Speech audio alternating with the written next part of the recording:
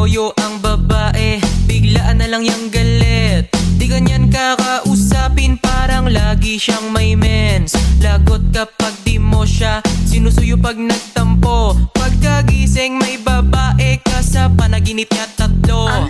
Mag-sorry ka agad, dinikis mo siya ng hard, tas magsabi ka wag ka nang magalit. Please my love, kapag pikon siya ng sagad, bigyan mo lang ng price.